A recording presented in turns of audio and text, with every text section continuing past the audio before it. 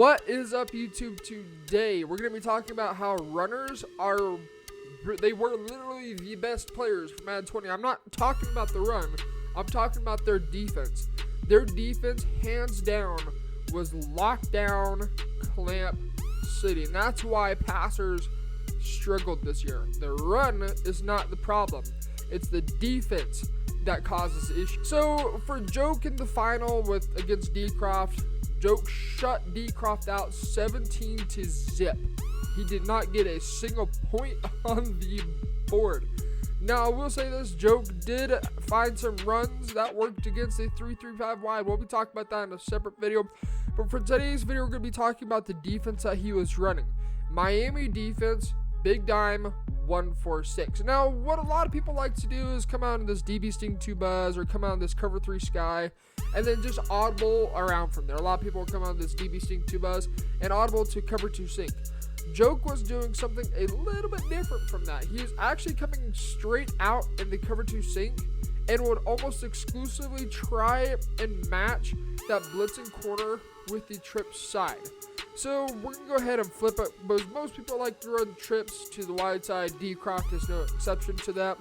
And we'll come out in this gun wide trio off pats, or whatever it's called. Gun wide off trips pats, or what people like to call U-trips. I think it's just for shorter term. Now, I don't know how Dcroft was running this. I don't run the U-trips. No clue how to run it, so I'm not going to worry about that.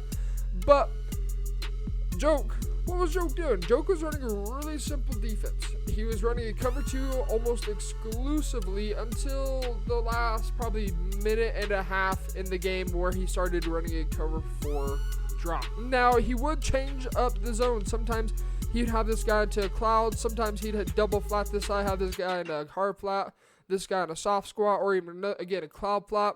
And then what he would do, let's just baseline real fast, make this a little bit easier to see. This guy right here was a huge key factor. Joke, what he would do is he would give Dcroft the same exact look by bringing both these guys in. So Dcroft never knew when he was sending 5, and if you don't know how to block out of this formation, it's pretty tough to just pick up a 5-man pass rush. And so just kind of keep that in mind. I'm going to just go and look at that guy. I'll get him out of the gap. So to start off, Joke generally would not blitz or send a heavy blitz on first and second down. Oftentimes you would find him dropping into coverage. Now, there's one secret that I don't think a lot of people know about. That is this blitzing slot corner and the 3-rec hook that he can go into. So the way that you're going to put him into a 3-rec hook is bluff blitz him. So that's going to bluff blitz, and that's going to put him into his 3-rec hook. I'm just going to take this guy into spy so you guys can see it a little more clearly. So you see right now, 3-rec hook. Now you guys may be thinking, well, can't you take this guy and put him into a 3-rec hook as well? You can't, actually. So if you're to bluff blitz him, he actually stays in this vertical hook. He's not going to change. It's not like some broken thing where it's actually really is a 3-rec hook. He will stay in this vertical hook the entire time. And again, this is a very simple defense that Joke was running. Sometimes he'd put a 3-rec hook out there and blitz this guy off the left edge and then catch Dcroft off guard. All of a sudden, he's not sending pressure from the right. He's sending pressure from the left. And he's got a 3-rec hook, and now you have no idea where the blitz is coming from. So, yet again, Joke is just showing that a simple defense, keeping your opponent on guard and honest, is going to win you championships. In fact, at the very beginning of the game, he would explain, hey, defense wins you championships. Yes. Now, I will say this. He did invest pretty much his entire salary cap, and I think like 60-something% of it onto defense. And so offense, there's very little. Then you have your kicker. He invested a good amount in. Punter probably invested some decent cap into as well, since that's how runners like to play. And so his defense completely shut out Dcroft. Now, 3rd downs, 4th downs, when Dcroft was going for it, he would start sending the pressure unless it was short downs. For example, there's a 3rd and 2nd situation. Dcroft is behind already. I believe it was by 14 points at this time. Joke, at this time, you have to make a decision. Are you going to be sending the pressure, or are you going to play more coverage? Anytime Joke would play coverage, there is nothing at all open. Now, it's also important to understand the user. The user is probably the big thing that made this defense work. Without the user, there is no such thing as defense at all. On top of that, he would also run power move specialist at defensive tackle. That was just an absolute animal, and it was giving Dcroft headache after headache after headache of just shedding double teams and getting to the quarterback. In fact, that's why he's like, this is why I already don't know exact words, but this is why he put him on the team. I can think it was it was something Jones, something like that, to get to the quarterback, get the pressure if he's just sending a 3-man pass rush, and get the sack. Super, super easy. Now, Dcroft on offense was running Aaron Rodgers. Aaron Rodgers has one of the best releases as far as pocket passing is concerned in the game. No questions asked. But even then, with the amount of pressure he would sometimes send, with the defense that he would drop into, you never knew what was going to happen. So let's talk a little bit about this 3-route hook and what's so special about this. First off, you can do this in a cover 3 sky as well. So if we were to audible to a cover 3 sky, notice that Tyrann Mathieu is in a curl flat. If you try to bluff blitz him, he stays in a curl flat. If we go over here to Will Fuller and bluff blitz him, he'll go into a 3-route hook. So you have to know that if you're going to try to get a 3-route hook out there, there has to be a blitzing corner on the field. Now, you can actually come out in the DB Sting 2 Buzz, and you can get the same look like this, and you can have 2 3-route hooks on the field. Now, that's pointless. I wouldn't recommend doing that. There's no reason to do that.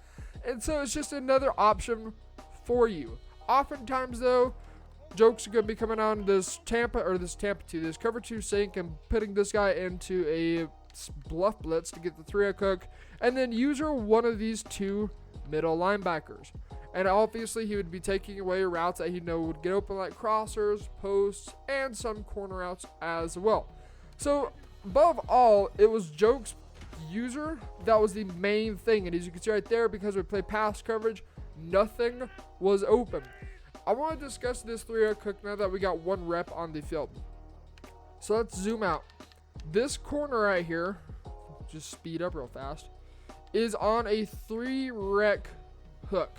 Now, what do 3-rec hooks do? They play the innermost receiver. If you're on a trips formation, for example, this trio, he's going to play the tight end. If he's a trips, let's imagine this trips tight end, and this guy right here is a wide receiver. Again, he's going to play the innermost wide receiver and play it very well. It's right there that he's not open whatsoever, and us as a user could take that vertical hook with it. The vertical hook matches.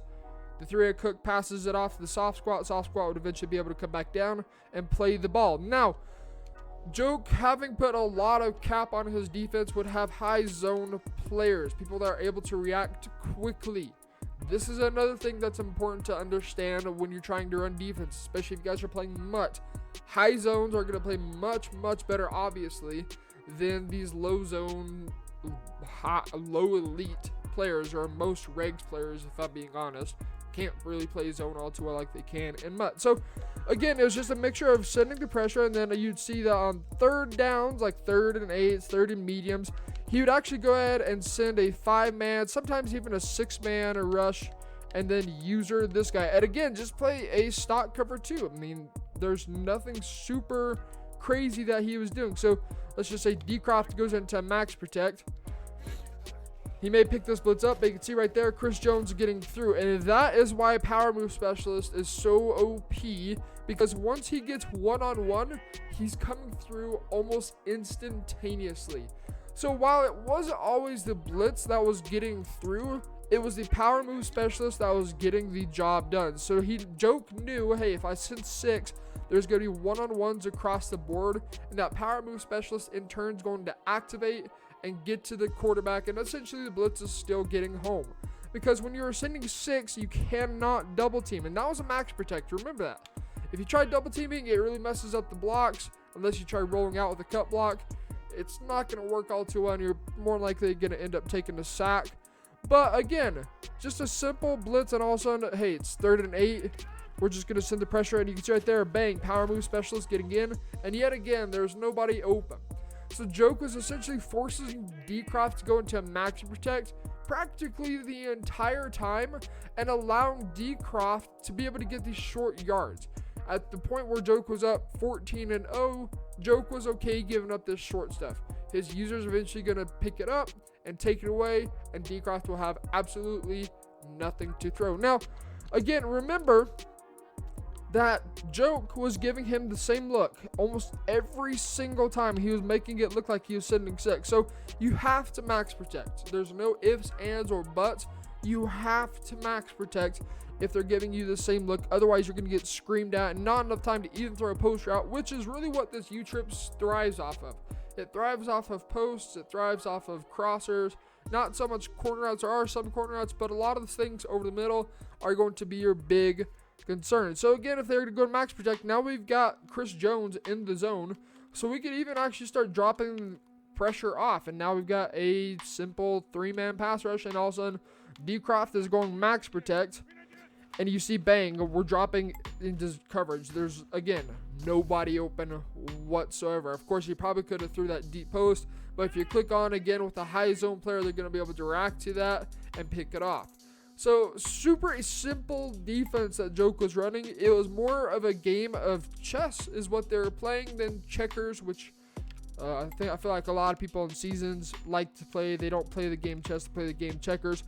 And so now we can just mix it in. We can send a 4-man rush. We can send a 6-man rush. We can send both guys off the edge for a 5-man rush. And then Chris Jones is in the zone. He's going to just shed like an animal and be able to get the pressure home even if he doesn't max protect. Because remember, this is a one-on-one situation for every single offensive lineman. And because power move specialist is a thing, you're going to get through pretty much every single time and give them very minimal time to throw from the pocket. That means they're going to have to start to scramble.